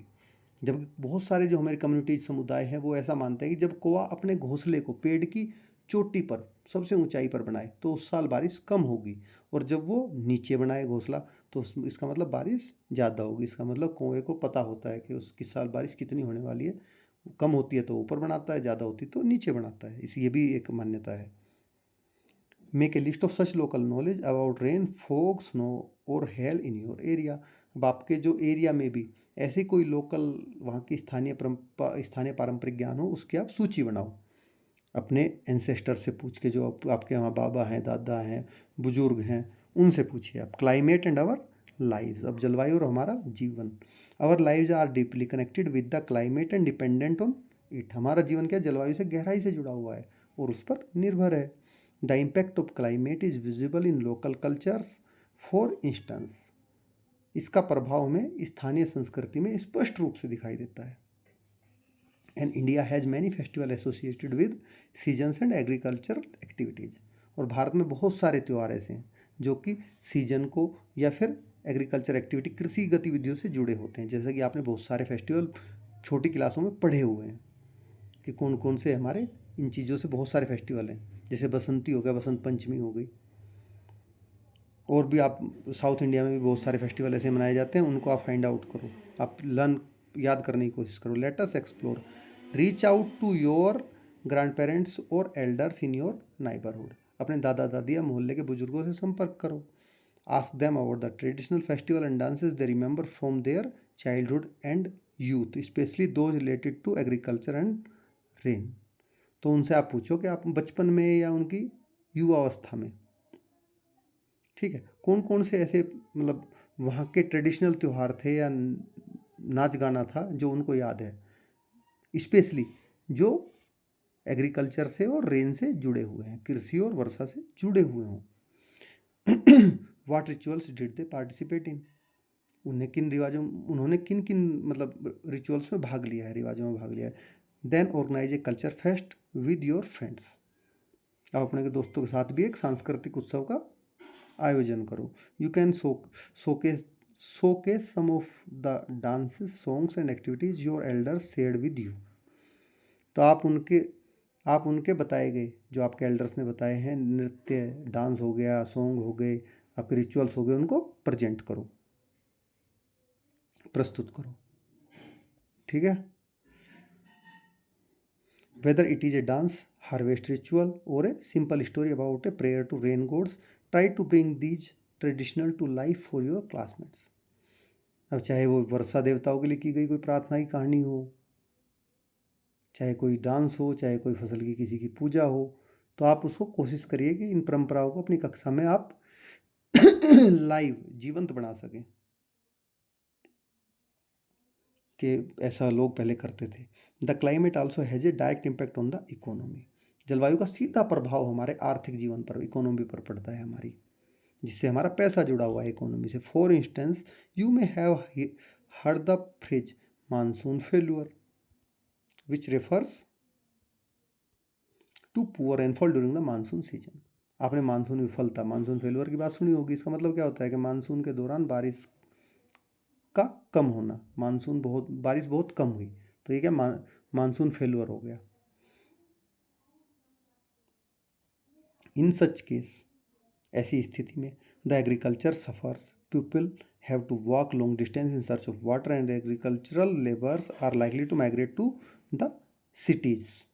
ऐसी किसी, जब monsoon ज़्यादा नहीं होगा, हमारे तो क्या है कि कृषि आधारित अर्थव्यवस्था है इंडिया की, और बारिश होगी नहीं तो क्या को अच्छे से कोप्स नहीं, फसल को नुकसान होगा तो फिर मैक्सिमम लोग हमारे यहाँ के क्या पानी पर किस पे निर्भर करते हैं, नदियों पे निर्भर करते हैं, क्योंकि हमारी बहुत सारी सिटियाँ नदियों के पास हैं। तो अब वे लोग, खासकर स्पेशली लेडीज, तो पानी की तलाश में लंबी दूरी तय करेंगी, जो कि खेत में मजदूरी में काम कर रहे थे, अब खेती हुई नहीं तो उनको मजदूरी कहाँ से दे पाएंगे, तो वो क्या शहरों की ओर जाना शुरू करेंगे कि ठीक है भाई, वहाँ से मजदूरी करके कमा के लाएंगे ताकि हम खा सकें। ठीक है। Food, grains, vegetable, fruits to begin with becomes costlier. खाना महंगा हो जाता है, फ्यूलिंग इन्फ्लेशन, जिससे महंगाई बढ़ती है। Industrial activity also often depend on a predictable weather and the ability of water. तो दुनिया भर में औद्योगिक गतिविधि भी अक्सर जो हमारा प्री डिटरमाइंड, पूर्व अनुमानित मौसम होता है और जल की अवेलेबिलिटी होती है, उपलब्धता, उस पर निर्भर करती है। The world over we can easily detect such connections between the climate and socio economic conditions. तो दुनिया भर में हम जलवायु और हमारी जो सोशियो सामाजिक आर्थिक स्थिति है उसके बीच ऐसे ही संबंध देख सकते हैं, पूरे वर्ल्ड में है। Those conditions get specially stand when climate disaster strike. और जब जलवायु से जुड़ी आपदाएं आती हैं तो ये स्थितियां और भी विकट हो जाती हैं, कठिन हो जाती हैं। Now come to the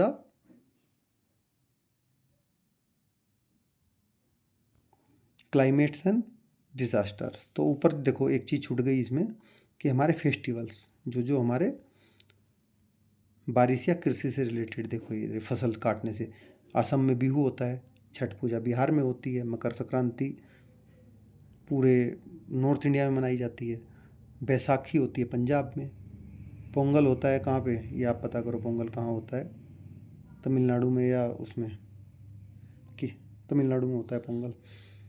winter festival होता है इधर मेघालय में, हेमिस, लुजोंग फेस्टिवल, गुड़ी पड़वा होती है, लोहरी, ओणम, इसमें बहुत सारों के नाम आपने सुने होंगे, तो इनको आप देखो ये कहाँ कहाँ मनता है। लोहरी जैसे वहाँ पे मनती है पंजाब में, ओणम आपका केरल में मनता है, ये सारे। तो क्लाइमेट्स एंड डिजास्टर्स, जलवायु और आपदाएं।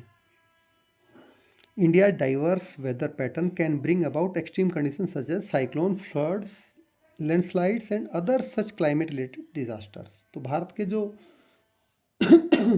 विविध मौसम पैटर्न है, कई बार ये ऐसी अत्यधिक परिस्थितियाँ उत्पन्न कर सकते हैं, जैसे साइक्लोन आ जाए, चक्रवात, बाढ़ आ जाए, फ्लड, भूस्खलन, लैंडस्लाइड हो जाए, और या कोई और जलवायु से संबंधित आपदा आ जाए। These event affect people lives, disturb agriculture, damage infrastructure and disturb local economies. अब ये चीज़ें, ये घटनाएं क्या करती हैं, लोगों के जीवन को प्रभावित करती हैं, एग्रीकल्चर को, कृषि को बाधित करती हैं, रोकती हैं, बुनियादी ढांचे को जो कि है स्ट्रक्चर, वो उसको इंफ्रास्ट्रक्चर को डैमेज करती हैं। और स्थानीय अर्थव्यवस्था, स्थानीय मतलब लोकल जो इकोनॉमी है, गांव की लोकल इकोनॉमी क्या होती है कि किसी गांव में जहां जिस चीज़ से वहां के लोगों का खान पान चल रहा है। मान लो कोई कोई गांव में कोई नौकरी नहीं करता है, केवल लोग खेती करते हैं, वहाँ के लोग कृषि पर आधारित हैं, तो वहाँ की लोकल अर्थव्यवस्था क्या होगी, कृषि आधारित होगी, तो वो तो पूरी तरह अस्त व्यस्त हो जाएगी बारिश ना होने से। Now come to cyclones. Cyclones क्या होते हैं? एवरी ईयर, साल भर, हर साल, the Indian coast line specially the eastern coast witness several cyclones. पूरे साल, हर साल भारत के जो समुद्री तट है, स्पेशली ईस्टर्न कोस्ट, पूर्वी तट, कई चक्रवातों का सामना करता है। आपने कई सारे सुने भी होंगे, अखबारों में देखे भी होंगे कि ले भाई ईस्टर्न कोस्ट पे अभी ये साइक्लोन आ रहा है, अभी वो साइक्लोन आ रहा है। उनको गवर्नमेंट ने हिदायत दी है मछुआरों को कि अब पानी में नहीं जाना है, अपनी नाव को बांध दो, अपना सामान पीछे करो। इस तरह की आपने बहुत सारी न्यूज़ पढ़ी होंगी। In the past year some of them have been highly destructive, resulting in the loss of human and animal life, damaging property and infrastructure, uprooting trees and causing soil erosion। अब पिछले वर्षों में इनमें से कुछ चक्रवात अत्यंत विनाशकारी रहे, जिनके कारण क्या क्या हुआ, मनुष्य और पशु की मृत्यु हुई, संपत्ति और बुनियादी ढांचे को नुकसान पहुंचा, पेड़ उखड़ गए, और सॉइल इरोजन मतलब जमीन का कटाव हुआ। तो इसलिए इसके लिए हमारे यहाँ क्या है, इंडिया में एक नेशनल डिजास्टर रेस्पॉन्स फोर्स बनी हुई है। वो इसी चीज़ के लिए स्पेशली ट्रेंड है कि लोगों को कैसे बचाना है, लोगों को और लोगों के सामान को कैसे बचाना है, वो इसी काम में ट्रेंड हो रखी है। ठीक है। NDRF battalion are located 12 different location in India. ये इंडिया में अलग अलग 12 जगहों पर लोकेटेड रहती है। The NDRF has played a key role in rescue and evacuation during disaster like cyclone, landslide and flood. तो ये क्या, लोगों को वहाँ पे बचाने के लिए एक महत्वपूर्ण रोल अदा करते हैं, बचाव और राहत और बचाव कार्यों में। ठीक है। ऐसी आपदाओं के दौरान इन्होंने अपना एक अलग से महत्वपूर्ण रोल निभाया है लोगों को बचाने में। How are cyclones formed?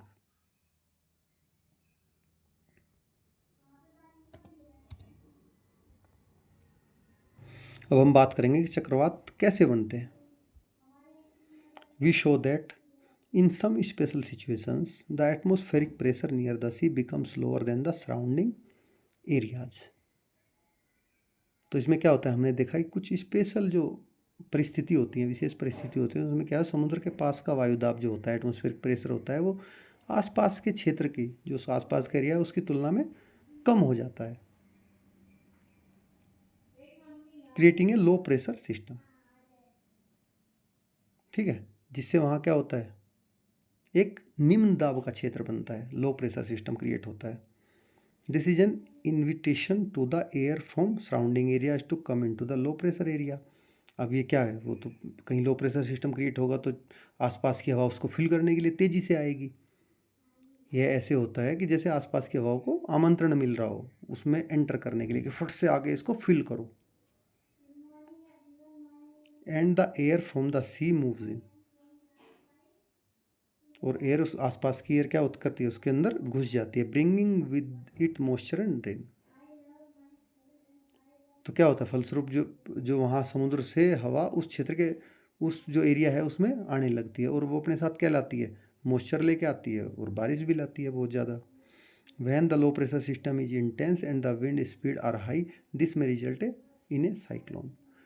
तो जब यह जो लो प्रेशर सिस्टम होता है बहुत तीव्र होता है, ठीक है, बहुत इंटेंस, बहुत तीव्र होता है, और हवा की गति बहुत तेज होती है, तब ये क्या, किसका रूप ले लेता है, साइक्लोन का रूप ले लेता है। एज विंड कलेक्ट मॉइस्चर, जैसे जैसे हवा नमी इकट्ठा करती हैं, they form clouds and rotate inward toward the centre of the depression. तो इसमें क्या, चक्रवात का सेंटर होता है, केंद्र होता है, चक्रवात या केंद्र जिसको बोलते हैं। या आप आगे पढ़ोगे कि चक्रवात कैसे बनते हैं, ये तो पढ़ ही लिया आपने कैसे बनते हैं, उसका केंद्र क्या होता है, उसकी क्या रोल होता है। तो वे क्या बादल बनेंगे, उससे हवा में नमी इकट्ठा होगी, उससे वो कंडेंस होकर बादल बनाएंगे, और वो बादल क्या करेंगे, जो चक्रवात का केंद्र है उसके और चारों ओर घूमेंगे। This centre which is cloudless is called the I of cyclone. तो एक बीच में छोटी सी जगह ऐसी रह जाएगी जहाँ पे बादल नहीं होंगे, इसको क्या बोलेंगे, आई ऑफ साइक्लोन बोलेंगे, चक्रवात की आंख बोलेंगे, जहाँ पर कोई बादल नहीं होता है। याद रखना, चारों तरफ बादल घूम रहे हैं, लेकिन जहाँ पर कुछ भी नहीं है, कोई बादल नहीं है सेंटर में, उसको eye of depression, eye of cyclone बोलते हैं। Think about it. अब वाटर क्लाउड, बादल क्या होते हैं, white lumps in the sky you might say. तो आप कह सकते हो कि आसमान में जो सफ़ेद टुकड़े पड़े हैं वे बादल हैं भाई। But we are, what are they made of, लेकिन वे बने किससे होते हैं। The answer is simple, water. आपको सबको पता है बादल बादल पानी से बने होते हैं, क्योंकि उनमें पानी होता है। But not just any water, लेकिन कोई नॉर्मल नॉर्मल वाटर नहीं, सामान्य पानी नहीं। Clouds are masses of water droplets, ice crystals or a mixture of both that are suspended in the atmosphere। तो बादल क्या है, पानी की छोटी छोटी बूंदें, बर्फ के छोटे छोटे टुकड़े, दानों के सब दानों से मिलकर पूरा एक ग्रुप बना हुआ है, ठीक है, जो वायुमंडल में मंडराता रहता है, घूमता रहता है इधर उधर। तो बादल में क्या क्या है, पानी की छोटी छोटी बूंदें हैं, बर्फ के छोटे छोटे क्रिस्टल हैं, और दोनों को मिलके, या दोनों को, किसी में हो सकता है पानी की बूंदी हो सकता है किसी में बर्फ के क्रिस्टल ही हो, या किसी में दोनों हो। ये देखो, ये लो प्रेशर सिस्टम क्रिएट हुआ, क्लाउड फॉर्म हुए, और winds bringing most air from, यहाँ से सी से आ रही है, इसमें ठीक से आपको दिखाया गया कैसे गोल गोल गोल गोल घूम रहा है। देखो साइक्लोन बन रहा है, ये बीच में जो सेंटर है ये है उसका आई ऑफ साइक्लोन। फ्लड्स,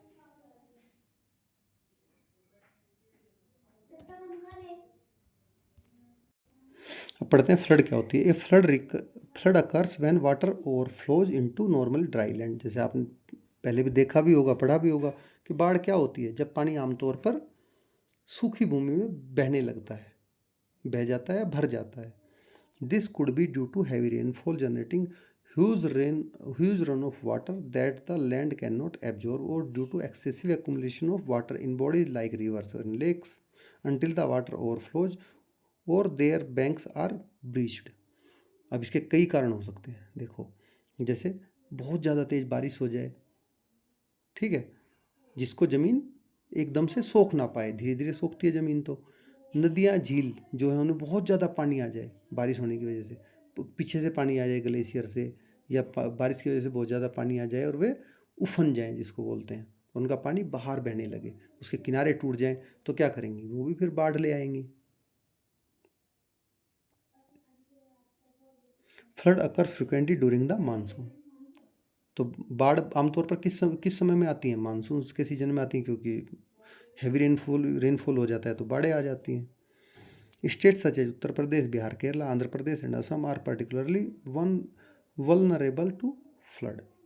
अब कुछ राज्य हैं जो वल्नरेबल होता है, संवेदनशील, जो बाढ़ की दृष्टि से विशेष रूप से संवेदनशील है, जैसे कि उत्तर प्रदेश, बिहार, केरल, आंध्र प्रदेश और Assam. Late us explore. Have you seen और रीड अबाउट फ्लड। क्या आपने कभी बाढ़ देखी है, उसके बारे में पढ़ा है। Look at the physical map of India. Bharat का फिजिकल मैप देखो। Discuss in pairs Y do you think flood occur in the areas mention above. अब आप डिस्कस करोगे इन्हीं एरिया में बाढ़ क्यों बताई जा रही है, कि जो ऊपरी स्टेट आपने करी है, उत्तर प्रदेश में, बिहार में, क्योंकि उत्तर प्रदेश बिहार में बहुत सारी नदियाँ बहती हैं, केरल में भी है, केरल में बहुत ज़्यादा हैवी रेन होती है, असम में भी ऐसी होती है, आंध्र प्रदेश में भी जब जाता है तब ऐसी ही होती है मानसून से, तो इसलिए यहाँ पे बाढ़ आ जाती है। Now come to in the Himalayan region. On the other hand, flood occur when glacial lakes overflow।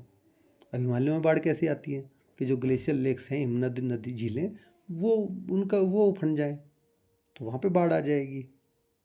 Glacial lakes form a barrier of rocks and ice to hold their water. ये झीलें क्या करती हैं, पत्थर और बर्फ़ की दीवारों से बनी होती हैं। भाई पत्थर ही तो है वहाँ पे, पत्थर है और बर्फ़ है, तो उन पे जम जम के कुछ पत्थर रोकता है, कुछ बर्फ़ की दीवार रोकती है। यही तो करती है वहाँ पे, कोई और अलग से घर थोड़ी, वहाँ दीवार थोड़ी बनाने गया हुआ है। Which often comes from melting glaciers, जो पिघलती हुई ग्लेशियर जब पिघलता है उससे पानी इकट्ठा करती रहती है।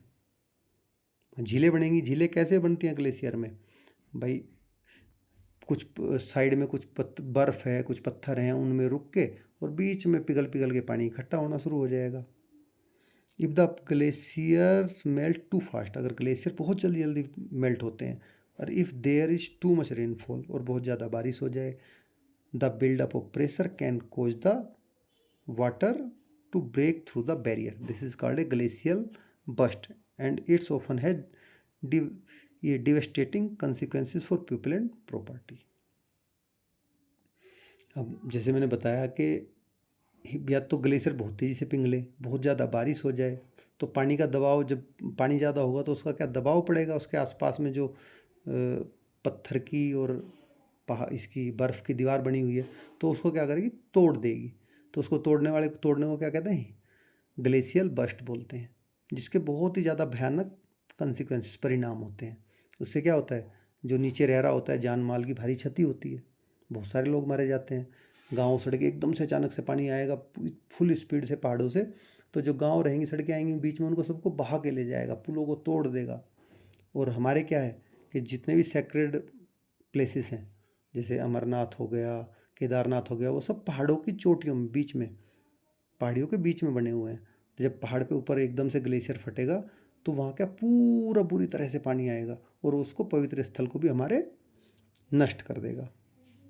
अब 2013 का उत्तराखंड में ग्लेशियल बस्ट हुआ था, इसका यूट्यूब पे वीडियो पड़े हुए हैं, आप देखना कि कितनी बुरी तरह से ग्लेशियल बस्ट हुआ था, क्योंकि वहाँ पिछले 2-3 दिन से कंटिन्यूस बारिश हो रही थी और बारिश रुकी नहीं थी केदारनाथ टेम्पल के पीछे, केदारनाथ टेम्पल के ऊपर वाली पहाड़ी पे। तो उसमें क्या, बहुत सारे विलेज फ्लड में बह गए थे और 6000 लोग से ज़्यादा, और जिनमें कि जो यहाँ से गए थे पिलग्रिम्स वो भी थे, वो मारे गए थे। ठीक है, इसको आप यूट्यूब पे देखना कि, क्योंकि 2013 में आप लगभग सभी तब पैदा ही हुए होंगे, तो इसको आप देखना कितना सीवियर वो था, फ्लड था ये उत्तराखंड में, केदारनाथ मंदिर के पास में। और केदारनाथ मंदिर कैसे बचा, कि एक पत्थर का बहुत बड़ा टुकड़ा केदारनाथ मंदिर के पीछे आके जम गया। ठीक है, अब उसने क्या किया कि जो पानी बहता हुआ आ रहा था उसको 2 धाराओं में बांट दिया। जब पानी उस पत्थर पे लगा और तो पानी आधा इधर हो गया आधा इधर हो गया, और वो बिल्कुल केदारनाथ मंदिर के पीछे था पत्थर का टुकड़ा, तो उसने क्या किया, उसको 2 धाराओं में बांटा, तो इसलिए केदारनाथ मंदिर हमारा सुरक्षित बचा। Now come to many cities experience flooding when there is heavy rainfall, बहुत सारे शहर भी हैं, क्योंकि वहाँ पे ड्रेनेज सिस्टम अच्छा नहीं होता, शहरों में बहुत सारों में नहीं है, और ज़मीन क्या है, पानी जल्दी से सोखती नहीं है, क्योंकि सब सारी ज़मीन पक्की है, तो वहाँ भी भारी बारिश से फ्लड आ जाता है। This may be due to an over burden drainage system और poorly plan construction in encroaching on the waterways and the blocking the flow of water, जैसा मैंने बताया कि बहुत ज़्यादा कंस्ट्रक्शन कर रखा है, मिट्टी छोड़ी नहीं ताकि ज़मीन पानी को सोख सके, और ड्रेनेज सिस्टम इतने पुअर हैं कि वो काम नहीं चला पा रहे, पानी को ड्रेन कर नहीं पा रहे। Beside urban surfaces of concrete और asphalt do not allow water to be absorb by the earth, जैसा मैंने बताया कि वो क्या है कि कंक्रीट या एसफॉल्ट से बनी हुई होती हैं जनरली, जितने भी हैं उसमें, शहरों में सड़कें रोड सबके घर, तो वो क्या, पानी ज़मीन में नीचे जाने नहीं देती हैं। और जब पानी ज़मीन में नीचे नहीं जाएगा तो क्या होगा, पानी भर जाएगा और बाढ़ आ जाएगी ऑटो में। Now come to landslide.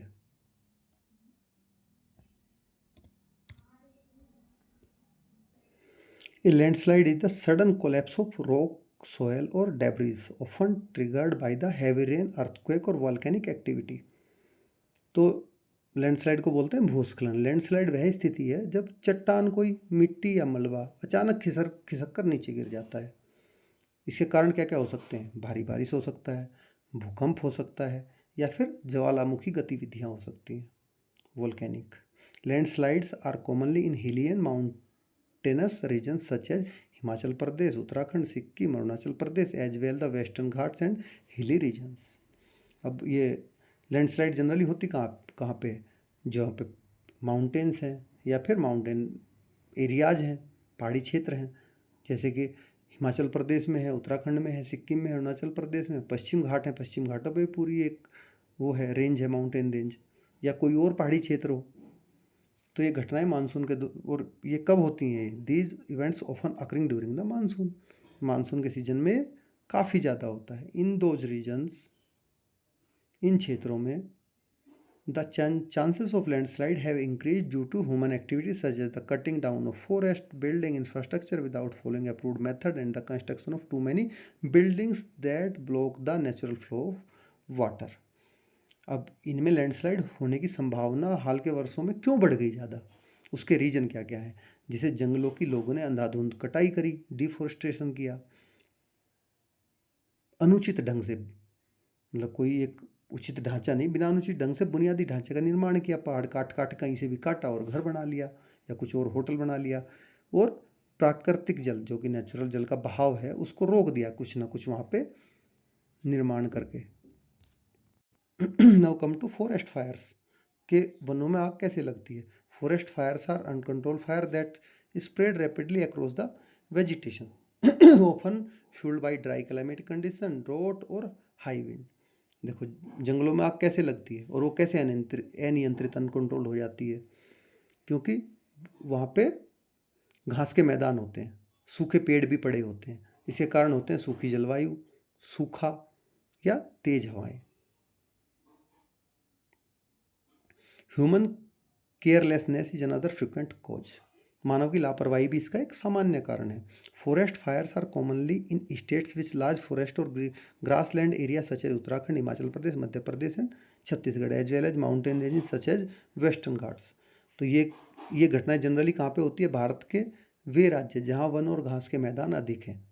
ये समस्या आम है, जैसे कि कहाँ कहाँ है? उत्तराखंड में है, हिमाचल प्रदेश में, मध्य प्रदेश में, छत्तीसगढ़ में, और हमारे वेस्टर्न घाट्स की जो माउंटेन रेंजेस है उनमें।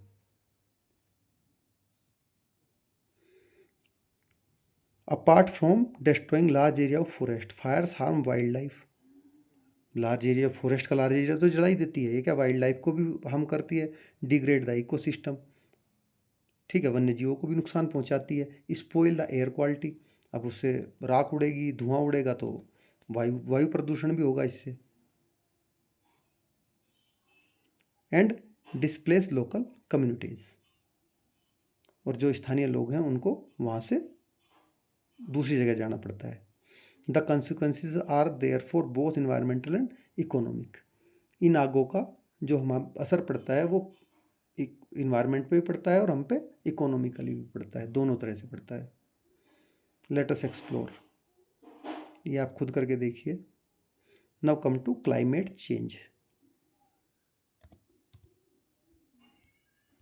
Climate change refer to significant long term changes in the climate. जलवायु परिवर्तन का क्या है अर्थ? कि जो ऐसा महत्वपूर्ण दीर्घकालिक परिवर्तन जो किसी विशेष क्षेत्र या पूरे,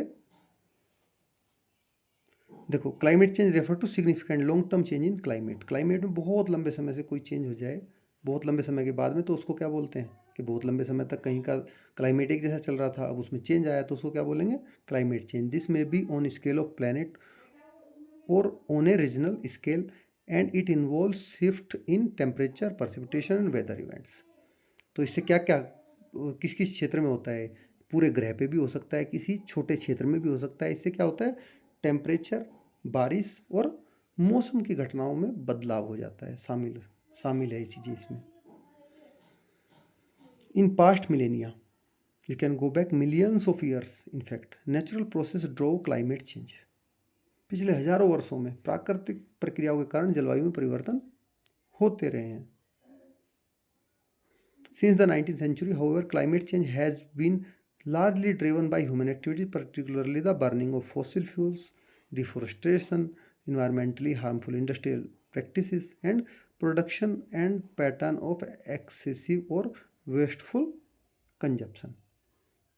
लेकिन 19वीं शताब्दी से अब तक जलवायु परिवर्तन का जो प्रमुख कारण बन गए हैं वो हमारे मानवों द्वारा की गई गतिविधियां हैं, जैसे कि हम फॉसिल फ्यूल्स जलाते हैं, फॉसिल फ्यूल्स जो हम गाड़ियों में बर्न कर रहे हैं, वनों की कटाई करते हैं, पेड़ों को काटते हैं, पर्यावरण को नुकसान पहुंचाने वाली इन्वायरमेंट ये इंडस्ट्रियल एक्टिविटी करते हैं, और अत्यधिक या अपव्ययी उपभोग के तरीके कि हम बहुत ज़्यादा किसी चीज़ को कंज्यूम, हमारी जितनी ज़रूरत है उससे कहीं ज़्यादा हम चीज़ों को कंज्यूम कर रहे हैं।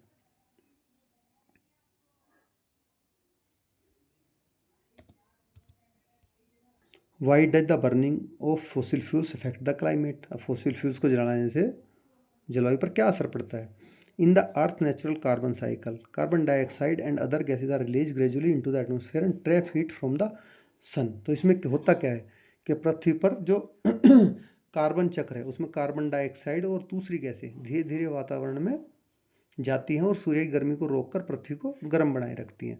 अब जब आप फॉसिल फ्यूल जलाते हो तो इसमें क्या कार्बन डाइऑक्साइड ज़्यादा निकलती है और वो बहुत ज़्यादा हीट को, सन की हीट को ज़मीन पर रोक लेती है, ट्रैप कर लेती है, जैसा कि आगे दिखाया गया है। The gases release gradually into the atmosphere and trap heat from the sun. This natural greenhouse effect warms earth enough to support life. अब जितनी ज़रूरत है उतनी, बहुत कम ये कार्बन डाइऑक्साइड गैस उतनी हीट को रोक लेती है कि जितनी हमारे यहाँ पे जीवन के लिए, जिससे जीवन संभव हो पाए, इतनी हरित गैसों को, ग्रीन हाउस गैस को यहाँ पे रोक लेती है वो, ये कार्बन डाइऑक्साइड वगैरह और दूसरी गैसेस। लेकिन but however human activity like industry, transportation, agriculture have released enormous amount of these greenhouse gases in just few centuries। लेकिन मानव गतिविधियों ने, जैसे उद्योग लगाना, इंडस्ट्री, ट्रांसपोर्टेशन और एग्रीकल्चर ने कुछ ही सदियों में इन ग्रीन हाउस गैसेस की बहुत ज़्यादा मात्रा वातावरण में छोड़ी है। This sudden increase traps extra heat. अब जब ये बड़ा है तो वो एक्स्ट्रा हीट को ट्रैप करेगा, causing rapid global warming and disturbing the climate pattern that plants, animal and human societies have adapted to over thousands of years. अब अचानक जो ये हमने इसका उत्सर्जन बढ़ाया, इससे क्या हुआ, गर्मी बढ़ी एटमॉस्फेयर में और पृथ्वी पर तेज़ी से ग्लोबल वार्मिंग, जलवायु के पैटर्न में गड़बड़ी ला दी, जिसने पूरे जलवायु का पैटर्न को बिगाड़ के रख दिया, जिसमें जो एनिमल्स हैं, प्लांट्स हैं, ह्यूमंस हैं, हजारों साल से जिसके साथ सामंजस्य बिठाए बैठे थे, वो पूरा एकदम से बिगड़ गया। In India rising temperature are perceptible in many regions. Bharat के कई क्षेत्रों में तापमान में बढ़ोतरी देखी जा रही है। Early in 2025 the instance the country's average temperature was 1 to 3 degree Celsius above normal, as result of which the winter was much shorter milder than usual. अब यहाँ पे क्या है, 2025 की शुरुआत में भारत का जो औसत वार्षिक तापमान है वो 1 से 3 डिग्री सेल्सियस तक अधिक था, जिसके कारण यहाँ पर सर्दी काफ़ी छोटी हो गई और सामान्य से, जैसे नॉर्मल सर्दियाँ होती है उससे कम भी हो गई। अब इसके क्या क्या इफेक्ट पड़ेंगे? This effect not only agriculture production but also many small scale industries. ये केवल कृषि उत्पादन पे प्रभाव नहीं डालेगा, छोटे छोटे जो उद्योग हैं उन पर भी प्रभाव डालेगा। This is only one example showing how a warmer planet will present us with increasing challenges. ठीक है, ये एक बहुत छोटा परिवर्तन है जो हमें बता रहा है कि इन आपदाओं के बीच संबंध को समझना और इनकी चुनौतियों की बेहतर से हमें तैयारी करने में मदद कर सकता है कि ये आपदाएं कैसे आती हैं, कैसे हम इसकी तरफ बढ़ रहे हैं और इनकी हमें तैयारी कैसे करनी है। Understanding the relations between the cause of climate change and disaster can help us to prepare better for these challenges. पर्यावरण को हमें समझने से ये क्या करेगा, हमारी बेहतर तैयारी में इसके लिए मदद करेगा कि आप अच्छे से इसको समझ लोगे तो।